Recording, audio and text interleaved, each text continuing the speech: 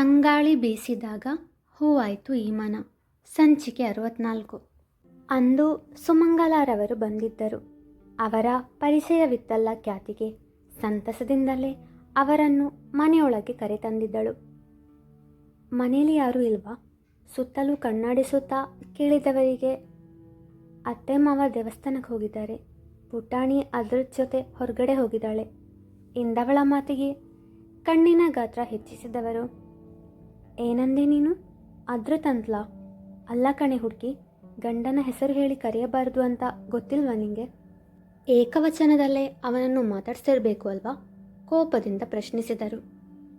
ಅಜ್ಜಿ, ಅದು ಸಣ್ಣ ದನಿಯಲ್ಲಿ ನುಡಿದವಳಿಗೆ. ಕಾಲ ಬದಲಾಗಿರಬಹುದು.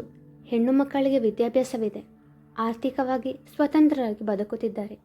ಇದೆಲ್ಲ ಸಂತೋಷದ ವಿಷಯವೇ.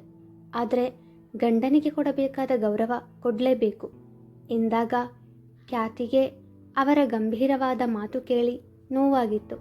ಸುಮಾ, ಯಾವಾಗ ಬಂದೆ? ವೈ ವಾಯ್ಸ್ ಗಟ್ಟಿಯಾಗಿ ಟಾಕ್ ಮಾಡ್ತಿ? ಸುಮಂಗಲಾರವರ ಏರುದನಿ ಕೇಳಿ ಬಂದಿದ್ದರು ಶಾಂತದುರ್ಗಾರವರು. ದುರ್ಗಾ, ನೋಡಿವಳನ್ನು ದೇವುನ ಹೆಸರು ಹೇಳಿ ಕರೆತಿದ್ದಾಳೆ. ನೀನೇ ಹೇಳು, ಗಂಡನನ್ನು ಏಕವಚನದಲ್ಲಿ ಕರೆಯುವುದು ತಪ್ಪಲ್ವಾ? ಅಸಮಾಧಾನ ಹೊರಹಾಕಿದರು. ಸುಮಾ, ಈಗಿನ ಕಾಲದ ಹುಡುಗಿಯರು ಹಾಗೆ ಕಣೆ, ನಿಧಾನವಾಗಿ ಬದಲಾಗ್ತಾರೆ ಬಿಡು. ಒಂದು ವೇಳೆ ಬದಲಾಗದೇ ಇದ್ದರೆ ವೈ ಅಂತೆ. ಗಂಡನ ಮೇಲೆ ಲವ್, ರೆಸ್ಪೆಕ್ಟ್ ಇದ್ದರೆ ಸಾಕಲ್ವಾ? ನೇಮ್ ಕರೆಯೋದ್ರಿಂದ ವಾಟ್ ಸಮಸ್ಯೆ? ಕಾಲ ಬದಲಾಗಿದೆ, ನಾವು ಸ್ವಲ್ಪ ಬದಲಾಗೋಣ ಎಂದರು ನಗುತ್ತಾ. ದುರ್ಗಾ, ಏನಾಗಿದೆ ನಿಂಗೆ? ಮೊದಲು ನೀನು ಹೀಗಿರಲಿಲ್ಲ. ಏನಿದು ಹೊಸ ವರಸೆ? ಅಲ್ಪ ಸ್ವಲ್ಪ ಇಂಗ್ಲೀಷ್ ಮಾತನಾಡುವುದರ ಜೊತೆಗೆ ನೀನು ಬದಲಾಗಿದೆಯಾ ಎಂದವರಿಗೆ ಶಾಂತದುರ್ಗಾರವರ ಬದಲಾವಣೆಯ ಕಾರಣವೇನೆಂದು ಅರಿಯಬೇಕಿತ್ತು. ಅದಕ್ಕಾಗಿಯೇ ಯಾವಾಗಿಂದ ಈ ಇಂಗ್ಲೀಷ್ ಭೂತ ಹೋಗಿತು ಪ್ರಶ್ನಿಸಿಯೇ ಬಿಟ್ಟರು. ಅವರ ಮಾತಿಗೆ ನಕ್ಕವರು, ನಮ್ಮ ಪುಟ್ಟಮ್ಮನ ಮೊಮ್ಮಗಳು ಸ್ಕೂಲಿಗೆ ರಜಾ ಇರುವ ದಿನ ಇಲ್ಲಿಗೆ ಬರ್ತಾಳೆ. ಅವಳು ಬುಕ್ ರೀಡ್ ಮಾಡೋದು ಕೇಳಿ ಕೇಳಿ ನನಗೂ ಇಂಗ್ಲೀಷ್ ಕಲಿಬೇಕು ಅಂತ ಆಸೆ ಆಯಿತು. ಹಾಗೆ ಸ್ವಲ್ಪ ಸ್ವಲ್ಪ ಕಲಿತೆ ಎಂದರು. ಹೇ ಬ್ರೆಡ್, ಸುಮಾಗೆ ಕುಡಿಯಲು ಜ್ಯೂಸ್ ತಗೊಂಡು ಬಾ ಎಂದರು. ಓಕೆ ಅಜ್ಜಿ ಎಂದವಳೆ ಸುಮಂಗಲಾರವರಿಗೆ ಜ್ಯೂಸ್ ತಂದು ಕೊಟ್ಟಳು. ಅವರು ಜ್ಯೂಸ್ ಕುಡಿಯುತ್ತಿರುವಾಗ, ಅಜ್ಜಿ, ಒಂದು ಪ್ರಶ್ನೆ ಕೇಳಲ್ಲ ಎಂದಳು ಖ್ಯಾತಿ. ಸರಿ ಎಂಬಂತೆ ತಲೆಯಾಡಿಸಿದವರಿಗೆ, ಗಂಡನ ಹೆಸರು ಹೇಳಬಾರದು ಅಂತ ಹೇಳಿದ್ರಿ ನೀವು. ಒಂದು ವೇಳೆ ನಾನು ಆಧಾರ್ ಕಾರ್ಡ್ ಅಪ್ಡೇಟ್ಗೆ ಹೋಗುವಾಗಲೋ ಅಥವಾ ಇನ್ನಿತರ ಯಾವುದಾದ್ರೂ ಅಫಿಷಿಯಲ್ ಕೆಲಸದ ಮೇರೆಗೆ ಹೋಗುವಾಗಲೋ ನಿಮ್ಮ ಗಂಡನ ಹೆಸರು ಏನು ಎಂದು ಅಲ್ಲಿ ಎಂಪ್ಲಾಯೀಸ್ ಕೇಳಿದರೆ ಏನು ಹೇಳಬೇಕು ಅಜ್ಜಿ? ಪುಟಾಣಿಯ ಪಪ್ಪ ಅಂತ ಹೇಳಬೇಕಾ ಅಥವಾ ಅವರ ಹೆಸರನ್ನು ಕಾಗದದಲ್ಲಿ ಬರೆದು ತೋರಿಸಬೇಕಾ ಎಂದಾಗ ಜ್ಯೂಸ್ ನೆತ್ತಿಗೆ ಹತ್ತಿ ಕೆಮ್ಮತೊಡಗಿದರು ಸುಮಂಗಲಾರವರು. ಅವರ ತಲೆ ತಟ್ಟಿದ ಶಾಂತದುರ್ಗಾರವರು, ಬ್ರೆಡ್ ಕೇಳಿದ ಪ್ರಶ್ನೆಯಲ್ಲಿ ಲಾಜಿಕ್ ಇದೆ ಎಂದರು ಖ್ಯಾತಿಯತ್ತ ಮೆಚ್ಚುಗೆಯ ನೋಟ ಬೀರಿ. ಸುಮಂಗಲಾರವರಿಗೆ ಏನು ಹೇಳಬೇಕೋ ತಿಳಿಯದಾಯಿತು. ಅಜ್ಜಿ ಎಂದವಳೆ ಶಾಂತದುರ್ಗಾರವರನ್ನು ತೋರಿಸಿ, ಈ ಅಜ್ಜಿ ಹೇಳಿದ ಹಾಗೆ ಗಂಡನ ಮೇಲೆ ಪ್ರೀತಿ ಗೌರವಾದರ ಇದ್ರೆ ಸಾಕಲ್ವಾ? ಹೆಸರು ಕರಿತೀವಿ ಅಂದ ಮಾತ್ರಕ್ಕೆ ನಮಗೆ ಅವರ ಮೇಲೆ ಗೌರವ ಇಲ್ಲ ಎಂದಲ್ಲ. ಇತರರ ಮುಂದೆ ನಾವು ಹೇಗಿದ್ದೀವಿ ಅಂತ ತೋರಿಸಿಕೊಳ್ಳುವುದಕ್ಕಿಂತ ಮನಸ್ಸಲ್ಲಿ ಅವರಿಗೆ ಯಾವ ಸ್ಥಾನ ನೀಡಿದ್ದೀವಿ ಅನ್ನೋದು ಮುಖ್ಯ ಅಲ್ವಾ ಎಂದಳು. ಅವಳ ಮಾತನ್ನು ಪೂರ್ತಿಯಾಗಿ ಕೇಳಿದ ನಂತರ ಅದರಲ್ಲಿ ನಿಜಾಂಶವಿದೆ ಎಂದು ಅರಿತವರು, ನನ್ನ ಮಾತಿಂದ ನಿಮಗೆ ನೋವಾದರೆ ನನ್ನನ್ನು ಕ್ಷಮಿಸಿಬಿಡಮ್ಮ. ನಮ್ಮ ಕಾಲದಲ್ಲಿ ಹೀಗೆಲ್ಲ ಇರಲಿಲ್ಲ ಅಲ್ವಾ? ಅದಕ್ಕೆ ನಿಮ್ಮಂಥ ಮಕ್ಕಳ ಕೆಲವು ಬದಲಾವಣೆಗಳನ್ನು ಸ್ವೀಕರಿಸಲು ಸ್ವಲ್ಪ ಹಿಂಜರಿಕೆ ಎಂದರು ಇಳಿದ ದನಿಯಲ್ಲಿ. ಅಯ್ಯೋ ಅಜ್ಜಿ, ನೀವು ಕ್ಷಮೆ ಕೇಳೋದೇನು ಬೇಡ. ಹಾಗೆ ನನ್ನ ಮಾತಿಂದ ನಿಮಗೆ ಬೇಜಾರಾಗಿದ್ದರೆ ಐ ಆಮ್ ಸಾರಿ ಎಂದಳು. ಸ್ವಲ್ಪ ಹೊತ್ತಿಗೂ ಮೊದಲು ಇದ್ದ ಅಸಮಾಧಾನ ಈಗ ಅಲ್ಲಿ ಇರಲಿಲ್ಲ. ಎಲ್ಲರ ಮನಸ್ಸು ನಿರಾಳವಾಗಿತ್ತು. ಕೆಲವೊಮ್ಮೆ ಕೆಲವು ವಿಷಯಗಳು ಮನಸ್ಸಿನಲ್ಲೇ ಬಚ್ಚಿಡುವುದಕ್ಕಿಂತ ಅದನ್ನು ಹೊರಹಾಕಿದರೆ ಉಳಿತಲ್ಲವೇ? ನೀವೆಲ್ಲರೂ ಒಮ್ಮೆ ನಮ್ಮ ಮನೆಗೆ ಬನ್ನಿ, ದೇವುಗೆ ಹೇಳಮ್ಮ ಖ್ಯಾತಿ. ಸರಿ ಅಜ್ಜಿ, ಹೇಳ್ತೀನಿ. ಅಂದ್ಹಾಗೆ ಮನೇಲಿ ಯಾರೆಲ್ಲ ಇದ್ದೀರಿ ಎಂದು ಕೇಳಿದಳು. ಸುಮಂಗಲಾರವರನ್ನು ಬಿಟ್ಟರೆ ಬೇರೆ ಯಾರೂ ಸಹ ಆ ಮನೆಗೆ ಬಂದಿರಲಿಲ್ವಲ್ಲ. ಪ್ರತಿ ಸಾರಿಯೂ ಅವರು ಒಬ್ಬರೇ ಬರುತ್ತಿದ್ದರಲ್ಲ. ಹೇಳಿಕೊಳ್ಳಲು ದೊಡ್ಡ ಕುಟುಂಬ, ಬಂಧು ಬಳಗ ಆದರೆ ವಯಸ್ಸಾದಾಗ ಯಾರೂ ಇಲ್ಲ. ಮೊದಲು ಎಲ್ಲ ಚೆನ್ನಾಗೇ ಇತ್ತು.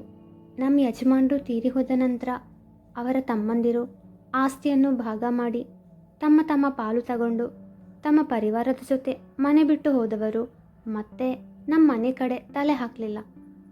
ಇವಾಗ ಎಲ್ಲಿದ್ದಾರೋ ಏನೋ ಒಂದೂ ಗೊತ್ತಿಲ್ಲ.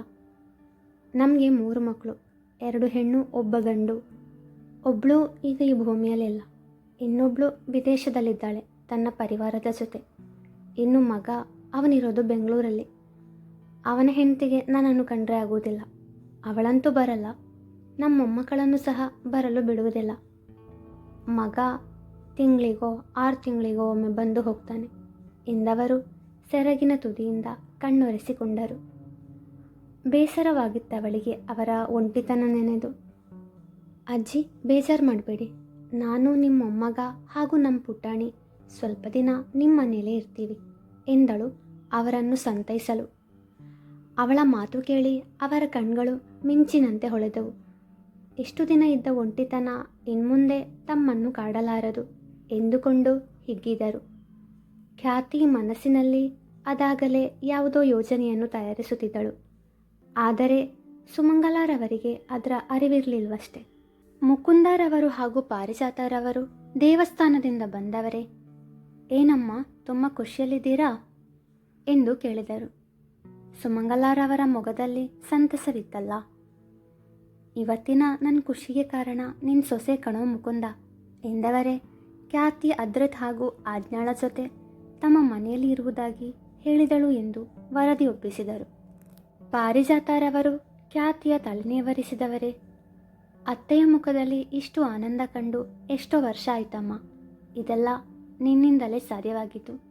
ಥ್ಯಾಂಕ್ ಯು ಎಂದರು ಕಣ್ಣೊರೆಸಿಕೊಳ್ಳುತ್ತಾ.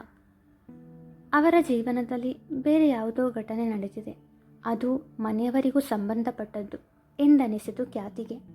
ಪುಟಾಣಿ, ಎಲ್ಲಿ ಹೋಗಿದ್ದೀವತ್ತು ಪಪ್ಪನ ಜೊತೆ? ಸಂಜೆ ಅದ್ರತ್ನ ಜೊತೆ ಮನೆಗೆ ಬಂದಿದ್ದ ಮಗಳನ್ನು ಕೇಳಿದಳು ಖ್ಯಾತಿ. ಶಾಪಿಂಗ್ಗೆ ಹೋಗಿದ್ವಿ ಮಮ್ಮಿ. ನನ್ನ ಹೊಸ ಯೂನಿಫಾರ್ಮ್ ಬಟ್ಟೆ ತಗೊಂಡು ಅದನ್ನು ಸ್ಟಿಚ್ ಮಾಡಲು ಕೊಟ್ಟು ಬಂದ್ವಿ. ಹಾಗೆ ಎಲ್ಲರಿಗೂ ಹೊಸ ಬಟ್ಟೆ ತಗೊಂಡಿದ್ದಾರೆ ಪಪ್ಪ ಎಂದಳು ಖುಷಿಯಿಂದ.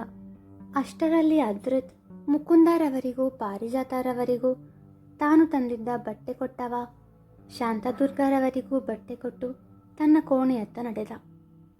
ಖ್ಯಾತಿಗೆ ಹೊಸ ಬಟ್ಟೆ ಬೇಕೆಂಬ ಹಂಬಲವಿಲ್ಲದಿದ್ದರೂ ಎಲ್ಲರಿಗೂ ಕೊಟ್ಟು ತನಗೊಬ್ಬಳಿಗೆ ಏನೂ ತಂದಿಲ್ಲವಲ್ಲ ಎಂದು ನೆನೆದು ಅವಳ ಮೊಗ ಬಾಡಿತು. ಆದರೆ ಅವನದಾಗಲೇ ಅವಳಿಗಾಗಿ ಖರೀದಿಸಿದ ಸೀರೆಯನ್ನು ಕಬೋರ್ಡ್ನಲ್ಲಿಟ್ಟಿದ್ದು ಅವಳ ಅರಿವಿಗೆ ಬರಲೇ ಇಲ್ಲ. ಮಮ್ಮಿ, ಏನಾಯಿತು? ಖ್ಯಾತಿಯ ಬಾಡಿದ ಮೊಗವನ್ನು ನೋಡಿ ಪ್ರಶ್ನಿಸಿದಳು ಆಜ್ಞಾ. ಏನಿಲ್ಲ ಪುಟಾಣಿ, ನಿಂಗೆ ಹಸಿವಾಗಿರಬೇಕು, ಬೇಗ ಫ್ರೆಶ್ ಆಗಿ ಬಾ, ತಿನ್ನೋದಕ್ಕೇನಾದರೂ ತರ್ತೀನಿ ಎಂದು ಹೊರಟವಳ ಕೈ ಹಿಡಿದವಳು. ಬೇಡ ಮಮ್ಮಿ, ಹೊಟ್ಟೆ ತುಂಬಿದೆ, ನಾನು ಪಪ್ಪನ ಜೊತೆ ಮಿಲ್ಕ್ ಶೇಕ್ ಕುಡಿದೆ ಎಂದವಳು ತನ್ನ ಕೋಣೆಯತ್ತ ಓಡಿದಳು. ಪಾರಿಜಾತರವರು ಹಾಗೂ ಶಾಂತದುರ್ಗರವರು ತಮಗೆ ಅದ್ರತ್ ಕೊಟ್ಟ ಸೀರೆಯನ್ನು ನೋಡಿ ಸಂಭ್ರಮಿಸುತ್ತಿದ್ದರು. ಖ್ಯಾತಿ ಮನೆಯ ಹಿತ್ತಲಿನ ಕಡೆಗೆ ಹೋದವಳೆ ಬಟ್ಟೆ ಒಗೆಯುವ ಕಲ್ಲಿನ ಮೇಲೆ ಕುಳಿತಳು. ಅವಳಿಗೆ ತನ್ನ ತವರಿನ ನೆನಪಾಗಿ ಕಣ್ಗಳಿಂದ ನೀರು ಹರಿಯುತ್ತಿತ್ತು. ಪುಟ್ರಾಜ್ಕುಮಾರ, ಹೇಗಿದೆಯಾ ನೀನು? ಎಷ್ಟು ದಿನ ಆಯಿತು ನೀನು ನೋಡಿ. ಐ ಮಿಸ್ ಯು ಕಣೋ ಚೋಟು. ಸಂಜೆ ಸ್ಕೂಲಿನಿಂದ ಬಂದ ಮೇಲೆ ಅಜ್ಜಿ ತಾತನಿಗೆ ತೊಂದರೆ ಕೊಡದೆ ಬೇಗ ಸ್ನಾನ ಮಾಡಿ ಬರ್ತಿದೀಯಾ? ಮಿಸ್ ಕೊಟ್ಟ ಹೋಮ್ವರ್ಕ್ ಎಲ್ಲ ಸರಿಯಾಗಿ ಮಾಡ್ತಿದೀಯಾ? ನಿಂಗಿವಾಗ ಎಕ್ಸಾಮ್ ನಡೀತಾ ಇರಬಹುದು ಅಲ್ವಾ? ಚೆನ್ನಾಗಿ ಓದ್ತಿದ್ಯಾ ತಾನೇ? ಇಲ್ಲ ಇಲ್ಲ, ಈಗ ನಿಂಗೆ ವೆಕೇಷನ್ ಅಲ್ವಾ?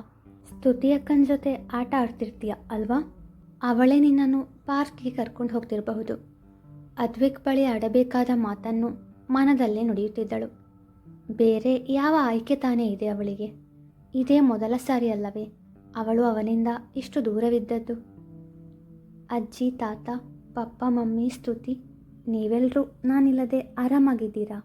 ನಿಮಗೆ ನನ್ನ ನೆನಪೇ ಬರೋದಿಲ್ವಾ? ಮಮ್ಮಿ, ನಿಮಗೂ ಕೂಡ ಗೊತ್ತಿತ್ತು ಅಲ್ವಾ ಈ ನಿನ್ನ ಸಿಎ ಅಳಿಯ ನನ್ನ ಎಲ್ಲಿ ಕರ್ಕೊಂಡು ಹೋಗ್ತಿದ್ದಾನೆ ಅಂತ? ಆದರೂ ನಿನ್ನಿಂದ ನನ್ನನ್ನು ದೂರ ಮಾಡಿಕೊಳ್ಳಲು ಹೇಗೆ ಸಾಧ್ಯ ಮಮ್ಮಿ ನಿನಗೆ? ನೀನು ಹೇಗೆ ಅವನ ಮಾತಿಗೆ ಸಮ್ಮತಿಸಿದೆ? ಪಪ್ಪ, ನಿಮಗೆ ಸ್ತುತಿ ಅಂದರೆ ತುಂಬ ಪ್ರೀತಿ, ಕಾಳಜಿ. ನಾನು ಅಲ್ಲಿಲ್ಲ ಅಂತ ನಿಮಗೆ ಯಾವ ಬದಲಾವಣೆ ಕೂಡ ಅನಿಸಲಾರದು ಅಲ್ವಾ?